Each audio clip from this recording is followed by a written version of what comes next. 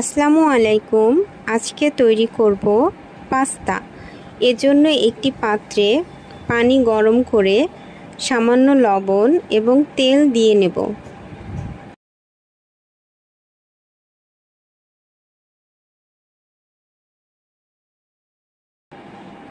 আমি যে পাস্তাটা ব্যবহার করেছি সেখানে 3 ধরনের পাস্তা ছিল। পেঁচানো ছিল, আর এরকমের লম্বা পাইপের মতো ছিল, আর শামুকের মতন ছিল। আপনারা চাইলে একই ধরনের এই যে কোনো এক ধরনের পাস্তাও এইভাবে রান্না করতে পারেন।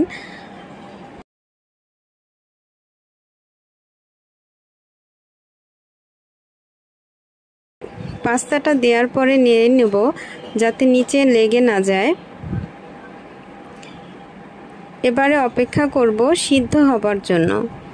পাস্তাটা সিদ্ধ হতে অনেক টাইম লাগবে, প্রায় 8 থেকে 10 মিনিট সময় লাগে। কিন্তু এটাকে সম্পূর্ণভাবে সিদ্ধ করা যাবে না। সম্পূর্ণভাবে সিদ্ধ করলে এটা একেবারে নরম হয়ে যাবে এবং খেতে ভালো লাগবে না। এটাকে আপনার 90% মতন সিদ্ধ করে নিতে হবে। কিভাবে বুঝবেন যে পাস্তা সিদ্ধ হয়ে গেছে?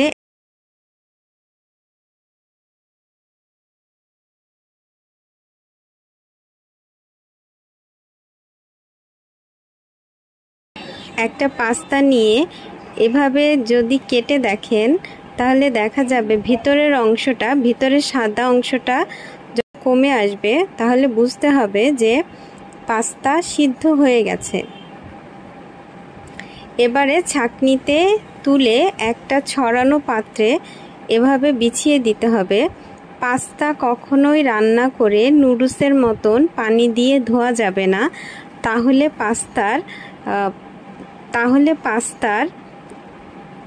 পাস্তার স্বাদটা সঠিকভাবে আসবে না।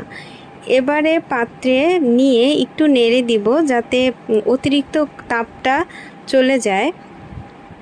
এরপরে সামান্য একটু তেল দিয়ে আবার একটু মিশিয়ে একপাশে রেখে দেব।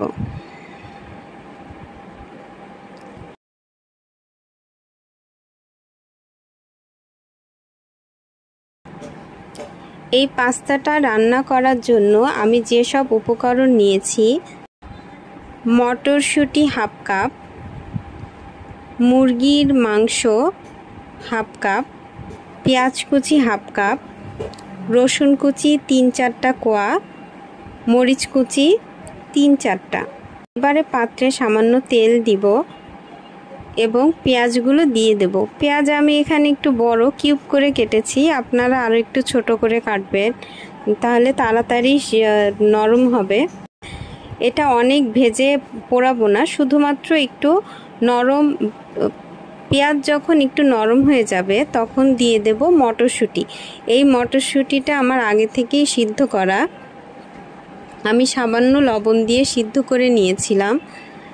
এরপর দিয়ে দেব রসুন কুচি। প্রথমে তেলের উপরে দিলে রসুনটা অনেক সময় পুড়ে যায়, সেজন্য আমি রসুনটা এখানে ব্যবহার করেছি। এখানে রসুনটা পুড়বে না, কিন্তু রসুনের যে ঘ্রাণটা, রসুনের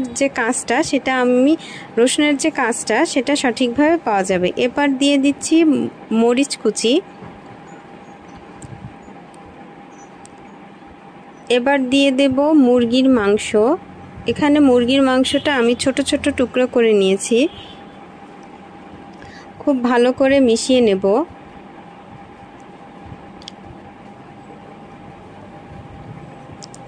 সামান্য লবণ দিয়ে দেব, আবার একটু মিশিয়ে নেব।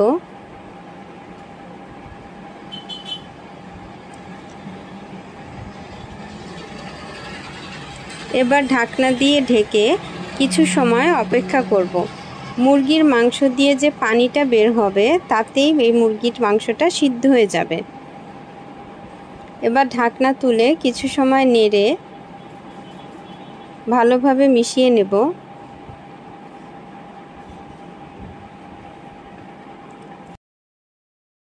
আবার কিছু সময়ের জন্য ঢাকনা দিয়ে দিব। এবার একটি ডিম সামান্য লবণ দিয়ে একটু ফেটে নেব।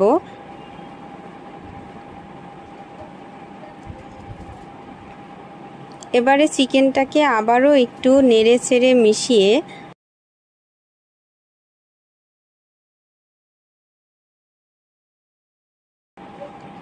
এভাবে এক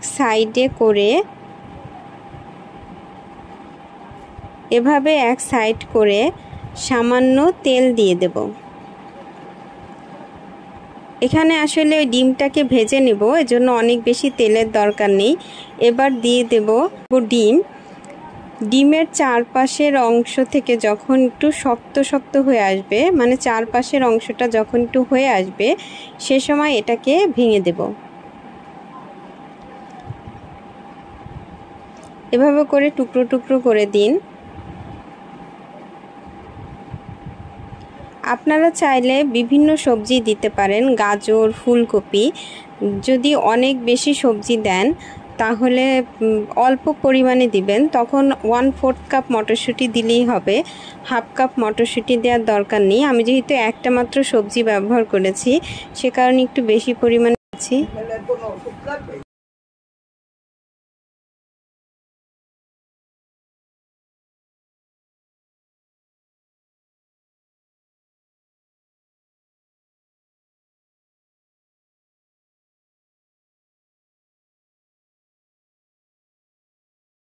আমি যে প্যাকেটটা নিয়েছিলাম সেখানে 2টো মশলার প্যাকেট দেয়া ছিল, আমি এটাই ব্যবহার করছি। আমি ডিমের এই অংশে একটা ব্যবহার করব, আর পাস্তা দেওয়ার পরে আরেকটা ব্যবহার করব।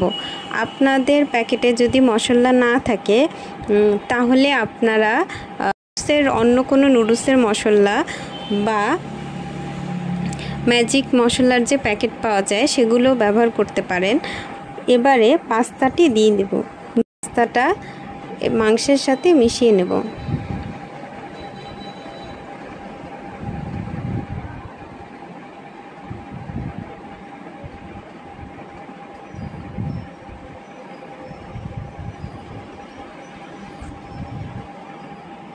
খুব ভালোভাবে নেড়েচেড়ে মিশিয়ে নেব।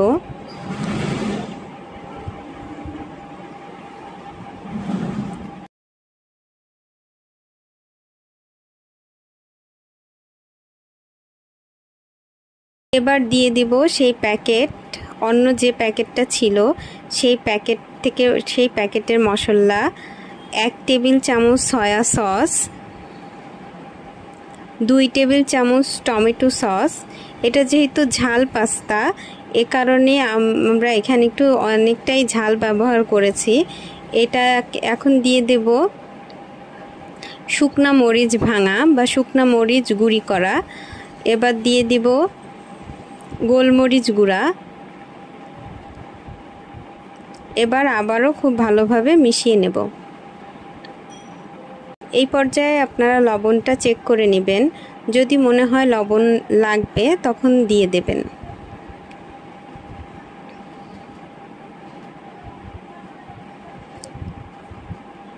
এখানে 1/2 চা চামচের মতো চিনি দিয়ে দিব।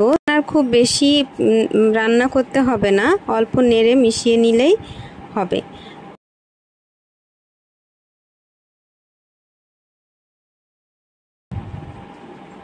আমি তো না খেয়ে থাকতে পারলাম না। ভিডিওটি দেখার জন্য ধন্যবাদ।